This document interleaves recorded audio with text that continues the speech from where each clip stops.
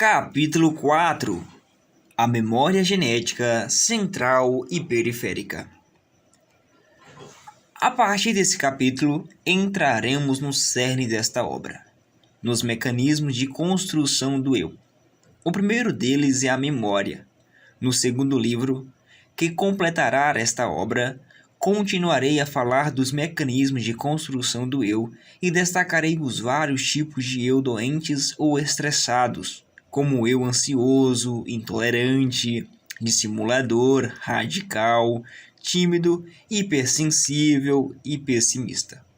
Cada um dos mecanismos que estudaremos nutre o eu. Possui uma série de ferramentas capazes de torná-lo saudável e inteligente. Eles também possuem de maneira evidente ou subliminar uma série de emboscadas ou armadilhas que podem adoecê-lo e contrair sua capacidade de ser autor da sua história. Qualquer avanço na incorporação desse conhecimento poderá ser significativo para nosso futuro psicossocial. A memória global, tanto genética como existencial, é a matriz básica para a formação do eu. Ela é a fonte da grande maioria das construções que o eu e outros fenômenos inconscientes realizam diariamente no ambiente psíquico. Emoções, pensamentos, imagens mentais, ideias e desejos. A partir da memória é que o eu exerce sua liderança sobre a psique. Ela tem facilidade de usá-la para construir pensamentos ao seu bel prazer, mas não tem para construir emoções. Tente construir um pensamento sobre a Primavera Árabe, que significa levante de povos árabes que querem sair do jugo dos seus ditadores, ou o deserto do Saara. Você provavelmente o fará com facilidade. Agora tente produzir uma emoção agradabilíssima nesse momento tal qual o primeiro beijo. Provavelmente não terá grande êxito. Tente dar uma ordem para sua emoção, dizendo que de hoje em diante será tranquilo, que não se perturbará com as turbulências da existência. Provavelmente falhará. Uma pessoa pessimista poderá dizer que não suporta mais seu mau humor, que daqui para sempre será otimista, contemplativa e saturada de prazer. Dificilmente terá êxito com facilidade. Ainda que leia todos os livros de autoajuda do mundo e seja um multimilionário que tenha tudo e todos aos seus pés. Frases positivas ou de efeito não muda a estrutura do eu. Não forma a plataforma de janelas que alavanca o processo de formação da personalidade. Meus livros não são de autoajuda, embora algumas pessoas que não os lerem os possam classificar assim. Eles se embasam numa teoria psicossocial que democratiza o acesso a ferramentas para que o eu possa descrever suas funções vitais e seja gestor da sua história. Não há mágica em mudar o psiquismo. A emoção, em particular, é difícil de ser governada. Nesse aspecto, é democrática. Tanto mendigos como abastardos, tanto pacientes depressivos como os médicos têm dificuldade em estabilizá-la, gerenciá-la, dominá-la. E por que o eu não consegue atuar com eficiência no psiquismo humano? Quais as causas da sua fragilidade? Em que fases do processo de sua formação ele pode encarcerar seu desenvolver defeitos estruturais, debilitar-se, tornar-se doente? Eis algumas grandes teses da psicologia e da psiquiatria. Precisamos estudar os mecanismos de formação do eu em detalhe. Um assunto que, infelizmente, mesmo na formação de psiquiatra e nas escolas de psicologia, é pouquíssimo estudado.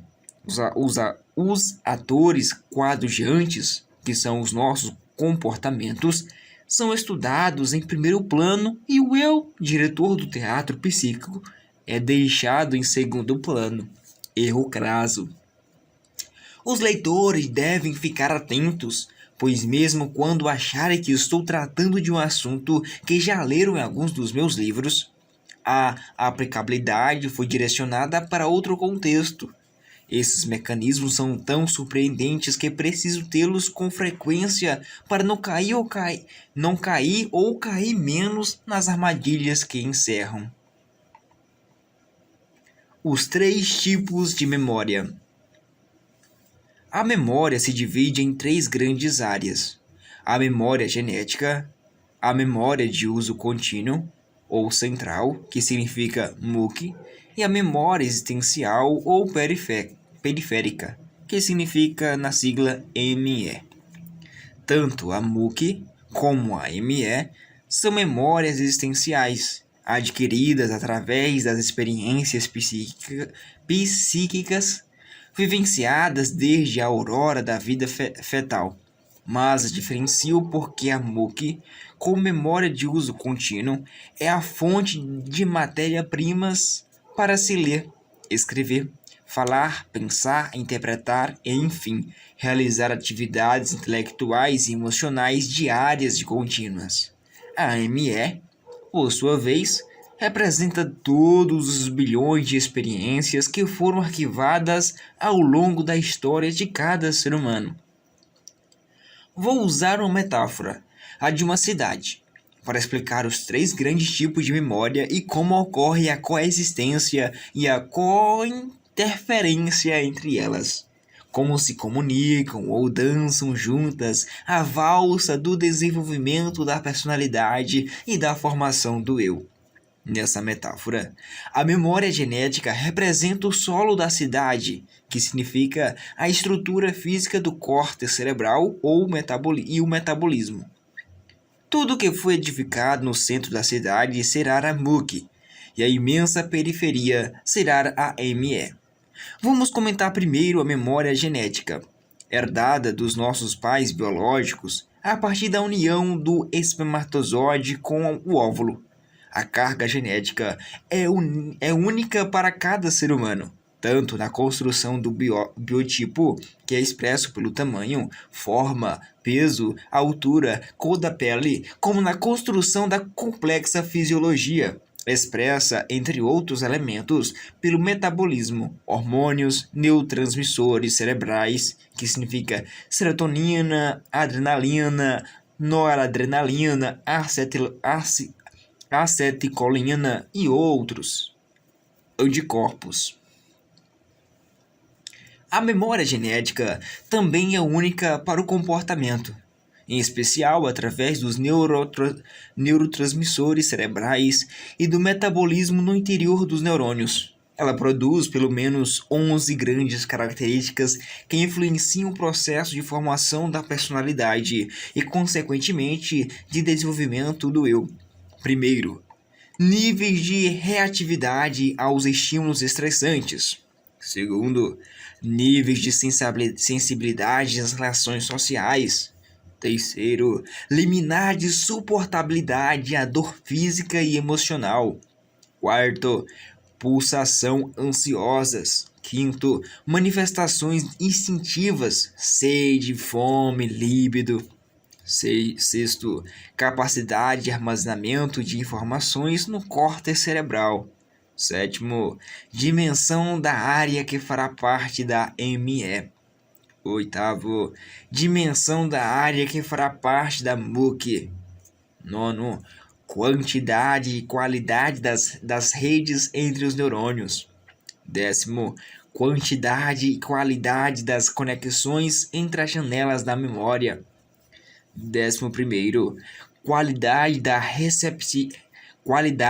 receptividade de arquivamento das informações pelo fenômeno RAM.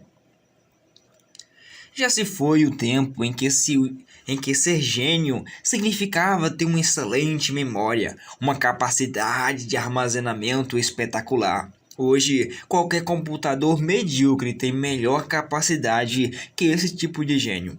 Já se foi o tempo em que, para ter sucesso profissional, bastava recitar e reproduzir informações. Também já se foi o tempo em que, para construir um grande romance, bastava ser gentil e trazer flores. Hoje são necessárias outras habilidades assimiladas e armazenadas na MOOC e na ME para se ter sucesso emocional, afetivo, social, profissional e científico.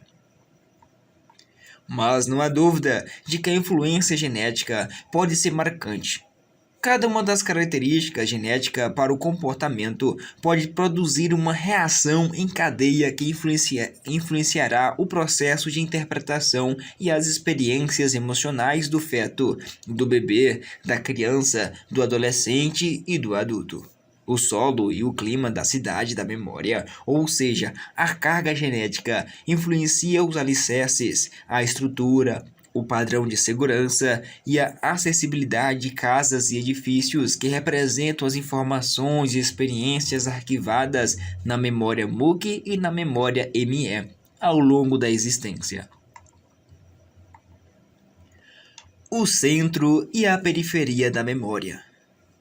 Na metáfora da cidade, a memória MOOC, ou memória consciente, ou central, representa as ruas, avenidas, lojas, farmácias, supermercado, local de trabalho, teatro, que o eu frequenta rotineiramente. A memória MOOC representa talvez menos de 1% de toda a memória, mas ela é a memória de uso contínuo, constante. Se você mora numa cidade grande, note que circula apenas um pequeno espaço. Grande parte das ruas, farmácias, lojas não faz parte da sua rotina. Todos os dias, eu e você acessamos as informações da memória MOOC para desenvolver e dar respostas sociais, tarefas profissionais, comunicação, localização, tempo espacial, operações matemáticas usuais.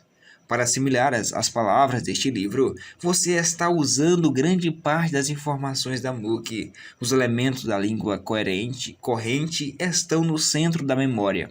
Se você sabe outra língua, mas faz anos ou décadas que não fala, terá dificuldade de acessá-la porque as informações referentes a ela foram para a periferia, para a memória ME.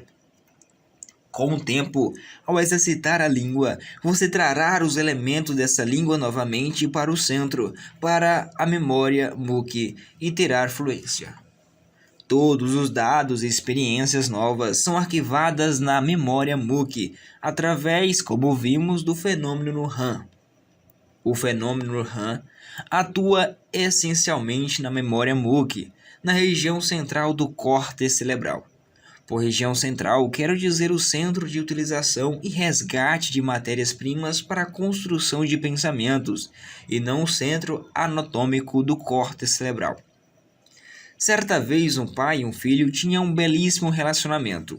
Trabalhavam e se divertiam juntos. Eram dois grandes amigos. O pai, infelizmente, teve um tumor na cabeça do pâncreas e logo veio a falecer. O filho ficou perturbadíssimo. Desenvolveu uma depressão reativa frente à perda. Perdeu pouco a pouco o encanto pela vida, o prazer de trabalhar, a motivação para criar.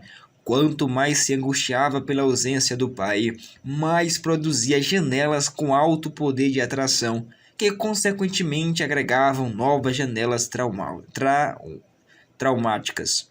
Adoeceu. Ao me procurar, expliquei-lhe esse mecanismo. Falei-lhe da masmorra das janelas duplo P, construída no epicentro da memória MOOC, e disse que seu eu deveria sair da passividade e ser proativo. Deveria usar a perda não para se mutilar, mas para proclamar diária e continuamente que honrará a bela história que teve com seu pai, que por amor a ele seria mais feliz, ousado e determinado, superou-se. Um eu lúcido, que se torna autor da sua história, não enfia a cabeça debaixo do tapete nas suas crises. Ele gerencia seus pensamentos e torna-se um excelente construtor de janelas light no centro da sua memória. Produz sua liberdade. Pais que perderam seus filhos, em vez de se sentirem os mais infelizes dos seres humanos, deveriam honrar a história que viveram com eles. A dor pode ser indecifrável, mesmo para os mais experientes psiquiatras, mas o eu pode reescrever o centro da sua história. Pode voltar a se tornar um sonhador, pode construir um jardim depois do caótico inverno. A memória ME, ou memória existencial ou inconsciente, representa todos os extensos bairros periféricos edificados no córtex cerebral desde os primórdios da vida. São regiões do inconsciente ou subconsciente que o eu e outros fenômenos que constroem cadeias de pensamentos não utilizam frequentemente. Mas tais regiões não deixam, em hipótese alguma, de nos influenciar. Fobias, humor depressivo, ansiedade, reações impulsivas, inseguranças, que não sabemos de onde vêm ou por onde vieram, foram emanadas da memória ME. A solidão do entardecer ou do domingo à tarde, a angústia que surge ao amanhecer ou a alegria que aparece sem nenhum motivo aparente também vem dessas regiões. Uma pessoa que você nunca viu na frente, mas que lhe parece familiar. Um ambiente onde você nunca esteve, mas que jura que conhece e emanam dos imensos solos da memória ME. Há milhares de personagens e ambientes semelhantes na periferia inconsciente que não são acessados pelo eu. Quando fazemos uma varredura nessas áreas e resgatamos essas imagens, construímos complexas composições que parecem identificar pessoas em ambientes desconhecidos. Não há nada de supersticioso nesse processo, embora o eu tenha uma tendência, uma atração pela superstição e pelo sobrenatural. Sepultando pessoas vivas e queridas. Quem forma a memória ME é a memória MUC.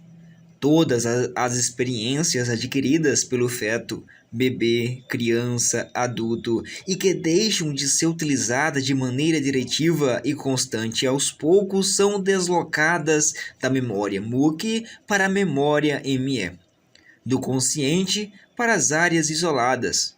Bons amigos, se não forem cultivados, vão para o baú da memória ME. Por vivermos numa sociedade ansiosa, tornamos-nos especialistas em sepultar pessoas vivas muito caras a nós. Há filhos que sepultam seus pais em sua memória, quase não os visitam e, quando os fazem, nunca perguntam sobre as aventuras e lágrimas deles. Colocam-nos na periferia do seu psiquismo. Embora haja aqueles que estão sempre presentes, há pais separados que sepultam os filhos. Raramente os visitam e, quando o fazem, não penetram no mundo deles. Por inacreditável que pareça, também há muitos pais que, mesmo vivendo com seus filhos, os sepultam, mas, claro, não nas regiões inconscientes da memória ME, pois diariamente os veem, mas nas regiões escapadas da memória MUC. Dividem a mesma casa, mas estão muitíssimo distantes uns dos outros. Não sabem chorar, se aventurar ou sonhar juntos. Enquanto estava escrevendo esse texto, minha filha Cláudia, a mais nova, sempre muito amorosa, entrou em meu escritório e me deu um beijo prolongado na face. Interrompeu meu texto e disse que seu beijo iria me inspirar. Em seguida, pediu que almoçasse com ela, mas eu estava num emaranhado de ideias. Disse-lhe que logo iria. Passado alguns minutos, ela, sentada à mesa, bradou para eu me apressar. Toda vez que escrevo, fico completamente concentrado e absorto. Rapidamente encerrei essas palavras e fui ter com ela. Afinal de contas, ela é preciosa demais para mim e sei que é muito fácil um pai super ocupado enterrar seus filhos nos escombros de suas atividades. Há casais que se tornaram máquinas de trabalhar, sepultaram o que jamais imaginariam que um dia enterrariam: o romance. Prometeram que na saúde e na doença, na fortuna e na miséria se amariam, mas se esqueceram de prometer que no excesso de trabalho também o fariam. Cito uma série de acidentes entre casais no livro Mulheres Inteligentes, Relações Saudáveis. A memória ME se torna também um cemitério dos sonhos. Adiamos projetos, esquecemos aquilo que nos toca e nos motiva. Quem você sepultou? Quem você precisa resgatar e trazer de volta para o centro da sua memória? A memória Mookie? Que sonhos precisam ser reanimados? Eu preciso rever minha história.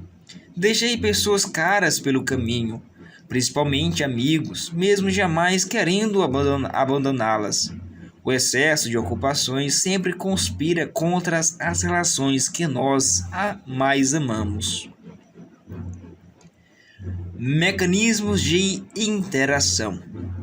Onde estão as apreensões e os prazeres que vivenciamos no desenvolvimento fetal? Estiveram na memória Mookie, no consciente. Hoje se localiza a memória ME no inconsciente. Onde estão as aventuras, os medos, os riscos, as travessuras dos bebês e das crianças na primeira infância? Também se deslocam da Mookie para a ME. Existe uma enorme dança ou um deslocamento da Mookie para a ME e vice-versa.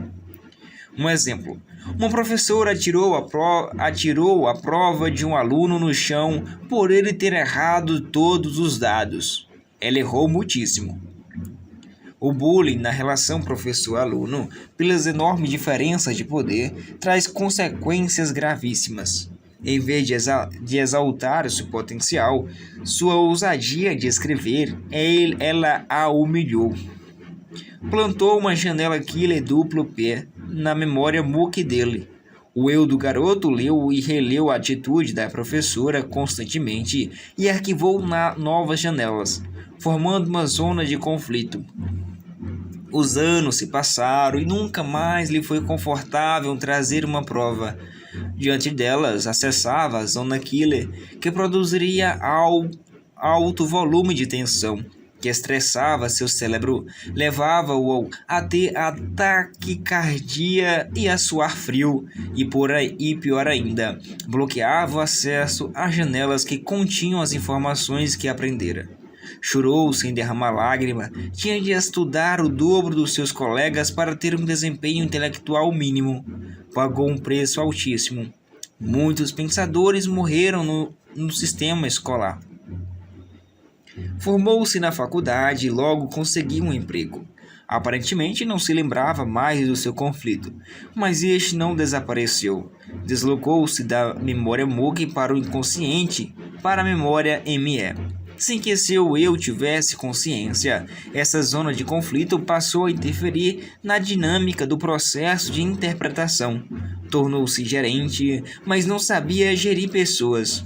Não suportava ser contrariado e sempre reagia desproporcionalmente. Uma crítica tinha um impacto enorme. Não administrava suas impulsividades. Pautava suas relações pelo binômio bateu-levou. Seu eu reagia sem pensar. Não tinha ginga flexibilidade. Certo dia escreveu um plano de negócio de que o presidente da empresa não gostou.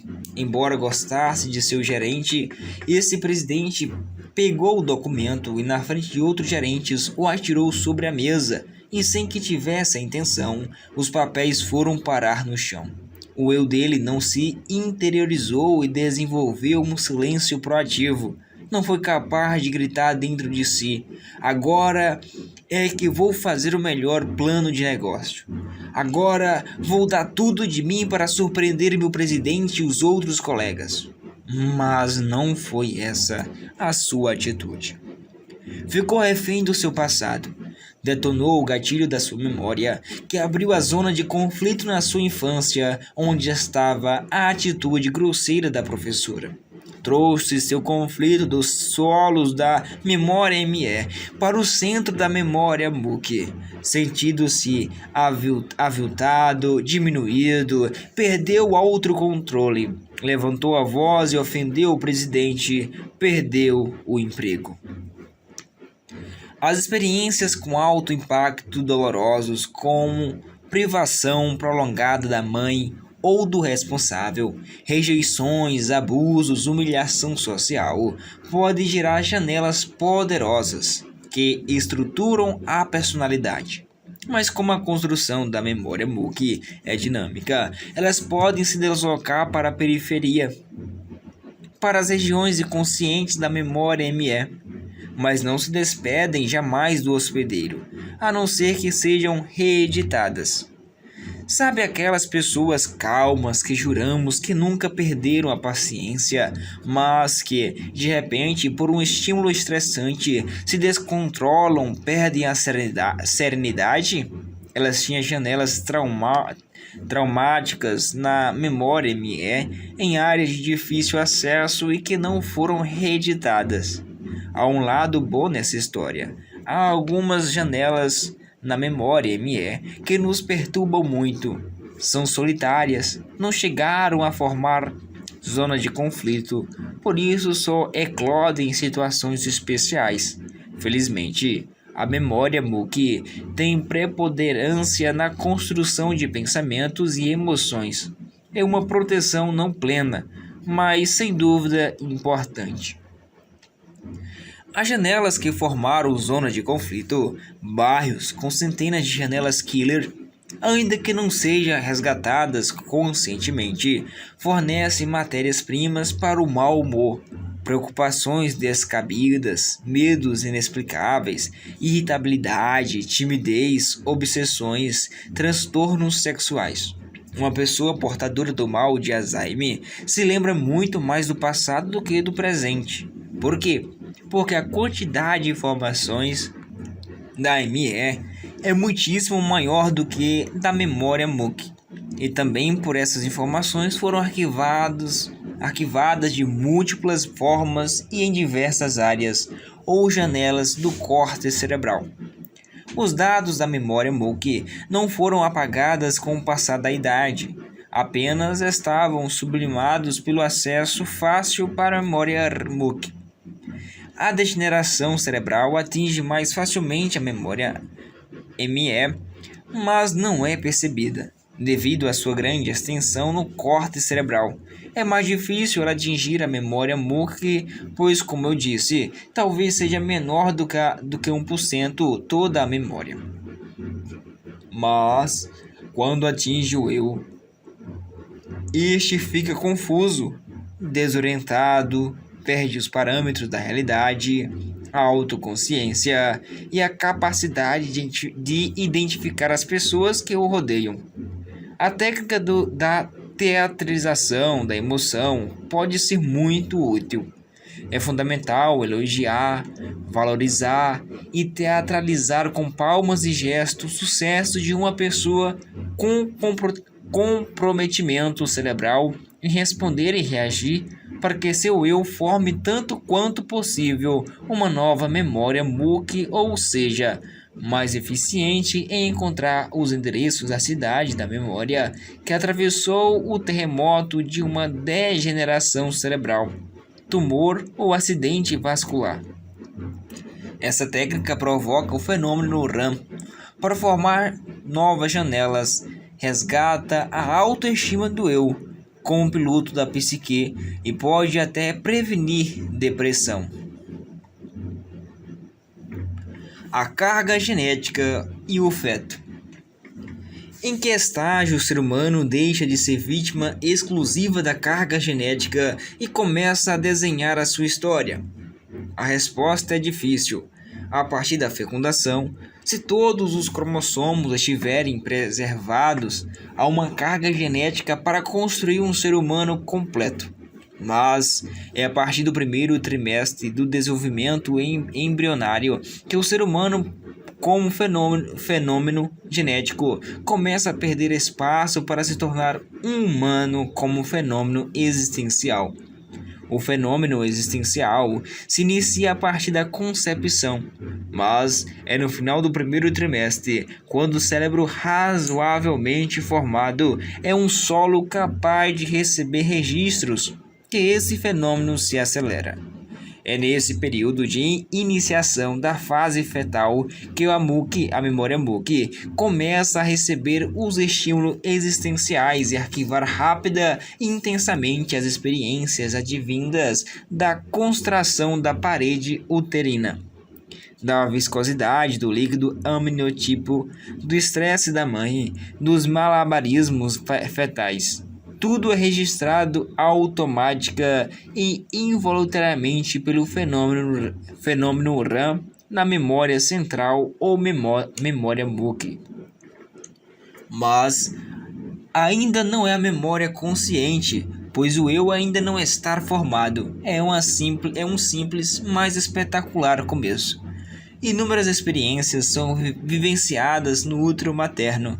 Tudo que não é acessado na memória MOOC é deslocado para a formação da memória ME.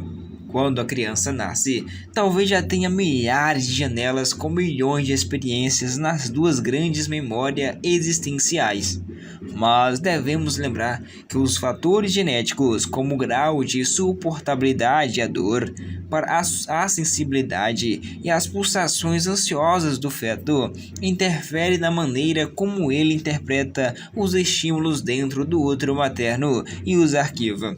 Na infância, juventude e vida adulta, a carga genética continuará influenciando a construção de experiências, mas se o ambiente educacional estimular as funções complexas da inteligência, se o processo de formação da personalidade for saudável, se o eu for bem construído como gerente da psique, a carga genética não terá prevalência, ainda que os pais tenham transtornos psiquiátricos de fundo genético.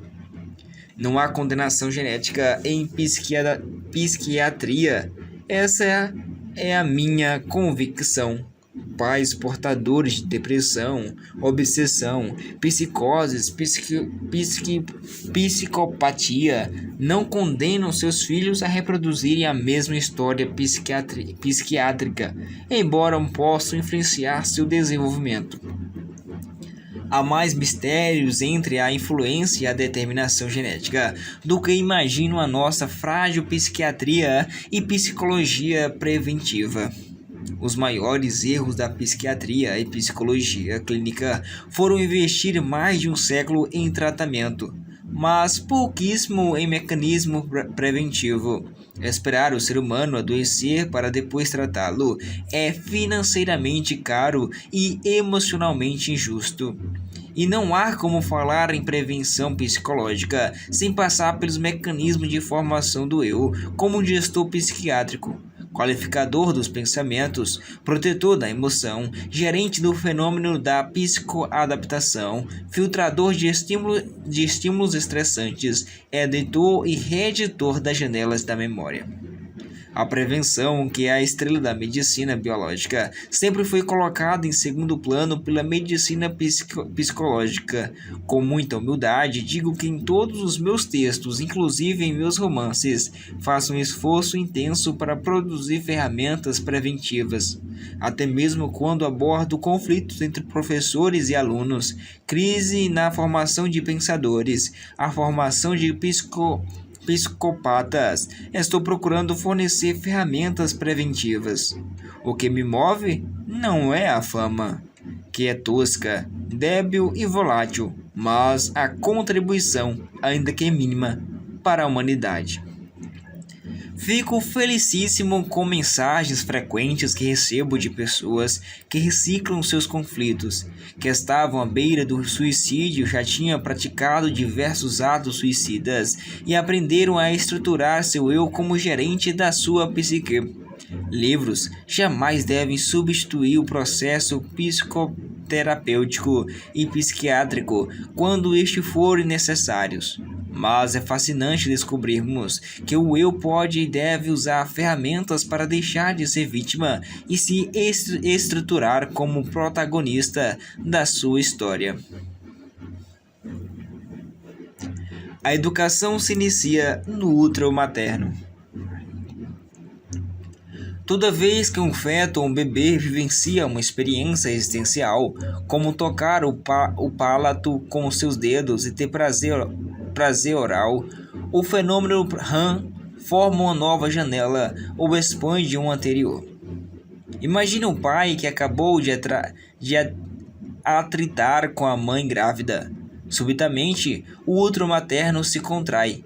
O bebê sofrerá um impacto, poderá sentir um desconforto pelo corte súbito de prazer gerado pela contração da musculatura uterina ou por uma descarga de metabolismo estressantes que atravessou a beira placentária. Os educadores devem ter consciência de que a educação não se inicia no útero familiar ou escolar, mas no útero materno. A mãe, em destaque, deve ter consciência de que precisa preparar um ambiente saudável e estável durante a gravidez para que o fenômeno RAM do bebê forme um grupo de janelas da memória MOOC que subsidiará uma emoção tranquila, serena, sem grandes pulsações ansiosas. Citei 12 atitudes pedagógicas das mães que podem contribuir para o desenvolvimento fetal saudável e refletirão no desenvolvimento da criança após o nascimento. Primeiro, nutrir-se bem. Segundo, dormir bem, no mínimo 8 horas. Terceiro, não fumar, nem tomar bebidas alcoólicas ou usar outras drogas psicotrópicas. Quarto, preservar-se de estímulos estressantes. A mãe não deveria entrar em disputas, atritos familiares, confrontos sociais. Deveriam evitar ao máximo as brigas e discussões com o parceiro. Quinto, acariciar a barriga com frequência, como se estivesse acariciando o bebê em formação. Sexto, cantar diariamente para o feto. O prazer e a tranquilidade da mãe são passadas de diversas formas para o feto, desde a pressão do líquido amniótico e a contração da parede do útero até as substâncias que atravessam a barreira placentária. A mãe deveria continuar a cantar para o bebê depois do nascimento e ao longo dos anos. A música desacelera a agitação mental. Ensinar as crianças a cantar e desfrutar do universo das artes pode ser muito importante para a formação do eu tranquilo. Sétimo, conversar com frequência com o bebê. Ainda que o feto não entenda a mensagem intelectual, ele sentirá a mensagem emocional da mãe. Após o nascimento, a mãe, bem como o pai ou responsáveis, deveriam construir uma pauta de diálogo frequente, mas infelizmente muitos pais só falam com seus filhos quando estes ainda não sabem falar. Depois que esses aprendem, eles se calam. O diálogo aberto é uma excelente matéria-prima para a formação de janelas e pontes saudáveis no relacionamento. Oitavo, passear por jardins, cultivar plantas, sentir o perfume das flores e contemplar o belo. É fundamental que durante a gravidez a mãe tenha atividades que exercitem sua emoção e desacelerem sua ansiedade. Os pais ou responsáveis deveriam também estimular as crianças e os pré-adolescentes a descobrir o prazer nas pequenas coisas. Deste modo, o fenômeno RAM formará a plataforma de janelas Light na memória MOOC que se deslocarão para a memória ME. O resultado desse processo é um financiamento espontâneo do bom humor, capacidade de se alegrar, contentar, satisfazer, quando se esqueça de que o eu rico não é o que tem muitos bens materiais, mas o que tem notável prazer nas coisas mínimas. Nono, desenhar, pintar, reunir-se com os amigos, contar histórias, fazer atividades lúcidas e tranquilizadoras que induzam à introspecção. É fundamental que as mães, durante a gravidez, façam atividades que estimulem a arte da observação, interiorização, relaxamento, imaginação e o pensamento abstrato. As crianças, a partir do segundo ou terceiro ano, também deveriam treinar sua emoção com esses exercícios. 10º, fazer planos para o bebê e construir sonhos saudáveis. A mãe deve fazer planos para o filho, libertar seu imaginário para estimular sua emoção. O eu das crianças também deve aprender a construir sonhos e saber que sonhos não são desejos superficiais ou consumistas, mas projetos de vida. 11º, não se submeter ao cárcere dos pensamentos pessimistas e mórbidos.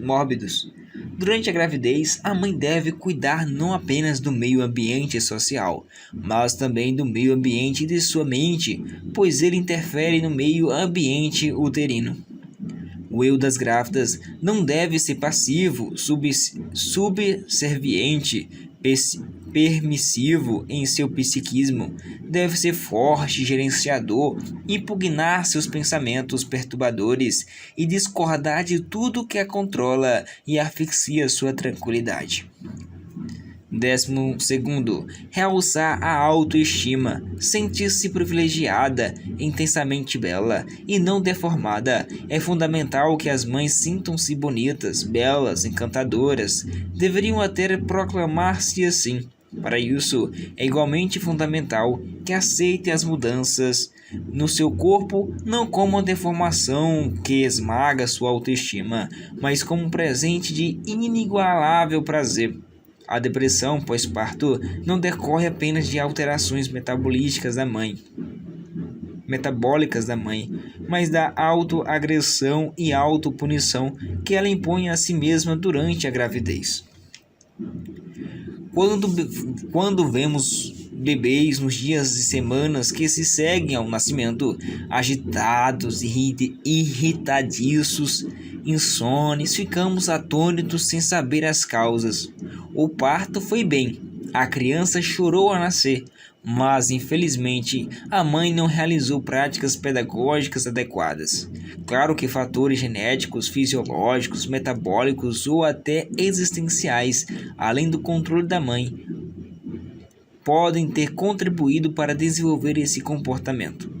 Mas jamais devemos esquecer que mães tensas, pessimistas, irritadiças, inseguras, cobradoras, ciumentas, com baixa autoestima, produzem uma série de estímulos que estressam seus bebês.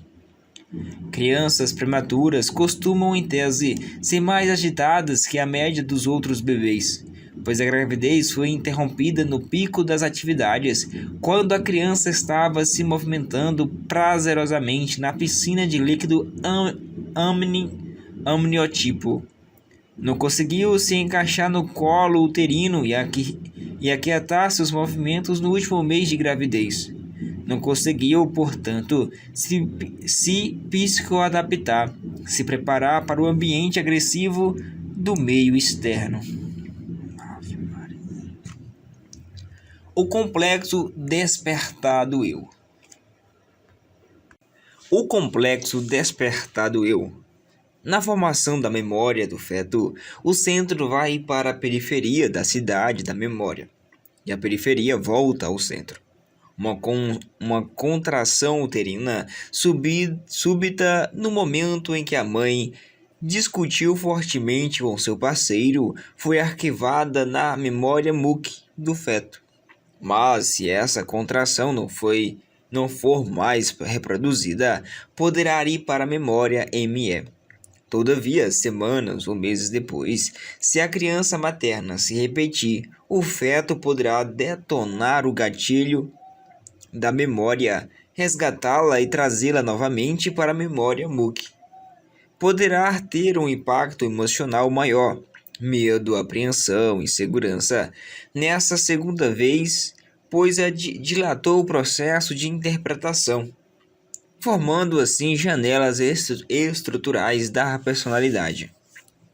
O feto produz pensamentos, mas não tem consciência de que pensa, não tem autoconsciência. Embora já seja uma mente complexa, seus pensamentos ainda não têm grande complexidade dialética e antidialética.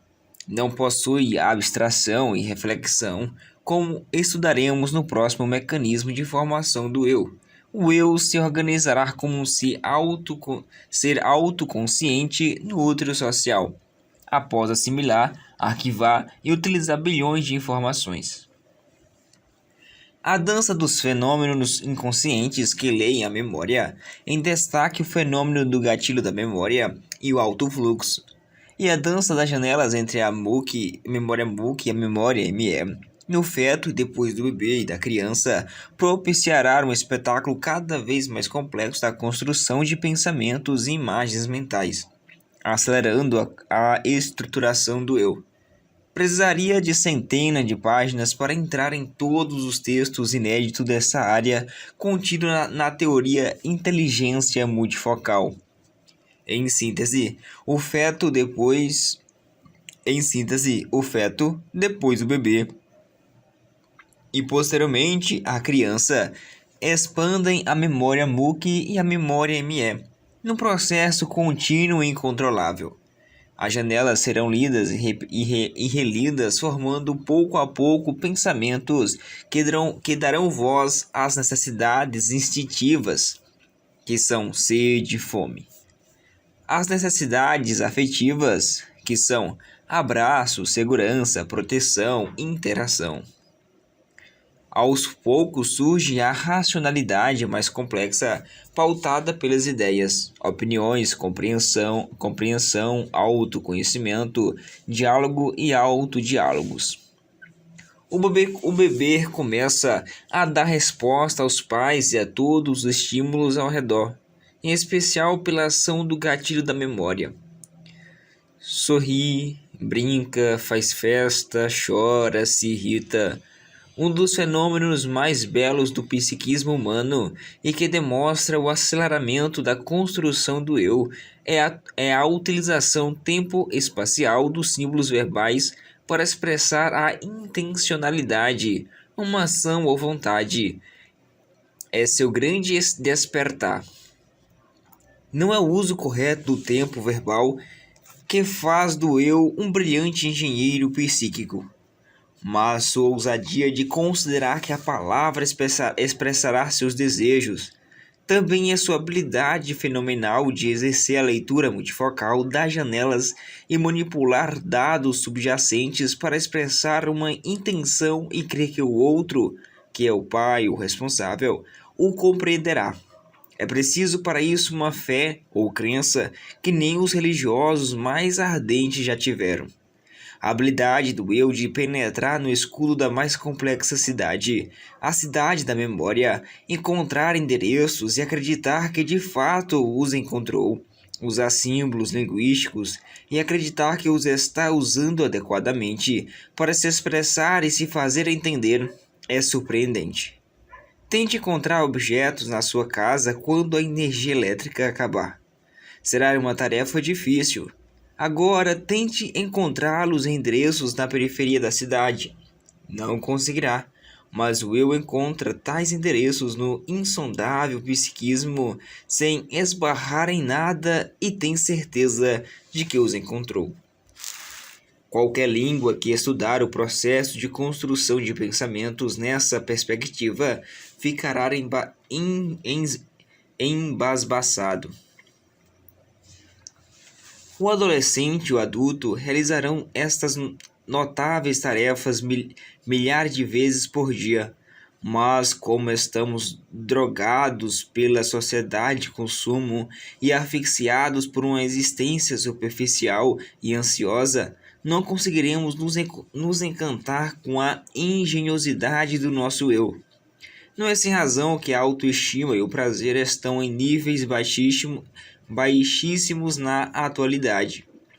Nunca tivemos uma geração tão infeliz, tendo uma indústria tão poderosa para excitar a emoção.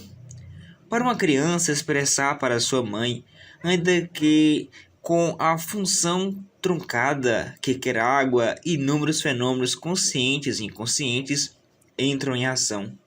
Não foi apenas uma informação ou um ensinamento superficial que contribuiu para a construção desse pensamento, mas milhares de dados existentes em diversas janelas da memória Mooc.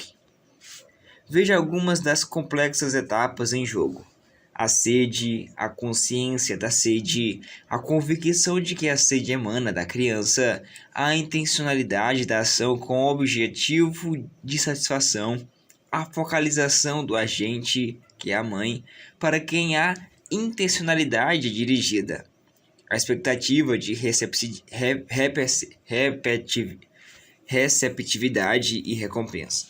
Em todas essas etapas, inúmeras janelas são abertas e lidas para confeccionar múltiplas cadeias de pensamentos. A criança sacia sua sede de água e seu eu sacia sua sede de nutrientes intelectuais, emocionais e sociais, pois novas janelas serão formadas durante todo o processo de construção da ação e do mecanismo de recompensa. Algumas cadeias de pensamentos produzidas em todo o processo não serão verbalizadas, não ganharão sonoridade. Por exemplo, os pensamentos que financiam a consciência da sede, a convicção de que a sede é pertinente à criança, a focalização do agente, a expectativa da receptividade. Esses pensamentos são extremamente complexos. Chamamos de pensamentos antidialéticos, que são imagens mentais. O que ganhará sonoridade será o pensamento dialético, que é "mamãe, eu quero água", que é o menos sofisticado dos pensamentos. Estudaremos isso, mas é bom que saibamos que tudo que ouvimos dos outros ou tudo que falamos pertence à classe dos pensamentos mais pobres e restritivos. Os mais complexos ficam no silêncio do psiquismo. Quando tentamos expressá-los, temos dificuldade de nos fazer entender. Daí a expressão "você não me entende". O comportamento dos bebês. O bebê nasce num ambiente altamente estressante por mais cuidado que se tenha. Logo nos primeiros momentos de vida, a história intrauterina adquirida pelo bebê afetará sua interpretação das mãos indelicadas dos médicos, dos cortadores ásperos, dos berços, dos estímulos sonoros e visuais agressivos, da dor do instinto da fome, da fermentação dos alimentos do intestino. O útero social será sempre mais agressivo do que o útero materno. Mas é nesse útero que o eu deve se formar, se adaptar, crescer e deixar de ser vítima. É provável que a maior fonte de estresse que se enfrentará não venha das frustrações e dificuldades que normalmente terá de lidar, mas dessa sociedade agitada e ansiosa em que vivemos, a sociedade dos excessos. Submeter as crianças a um processo de informação e de atividade é quase um crime contra a formação de um eu saudável. As crianças da atualidade são super espertas, têm atitudes, respostas e reações que as fazem parecer verdadeiros gênios. Seus pais têm orgulho de mostrá-las. Eles não entendem que essa superinteligência é frequentemente consequência do excesso de estimulação e atividades a que são submetidas, que alargou demasiado a memória Mooc e estressou excessivamente o eu e o fenômeno do alto fluxo a construírem cadeias de pensamentos numa velocidade nunca vista antes. Isso gera a síndrome do pensamento acelerado e, consequentemente, uma mente estressada. Meus livros também são usados em institutos de gênios para ajudá-los a incorporar habilidades psicossociais para que se tornem saudáveis, estáveis, produtivos. O excesso de pensamentos em alguns gênios desgasta o cérebro deles e asfixia a imaginação, a tranquilidade e a sociabilidade. Cuidado!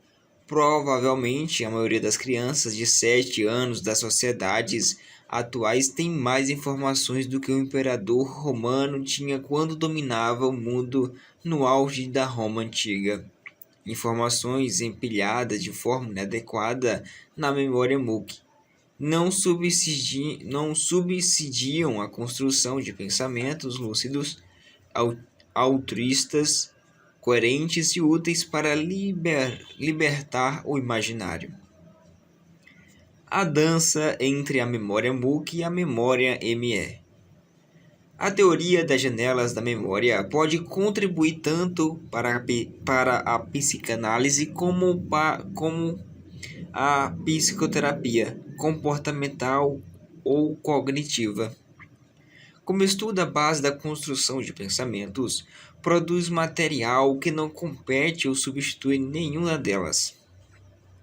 Toda psicoterapia, seja ela de fundo analítico, comportamental ou cognitivo, reorganiza em especial a memória MOOC.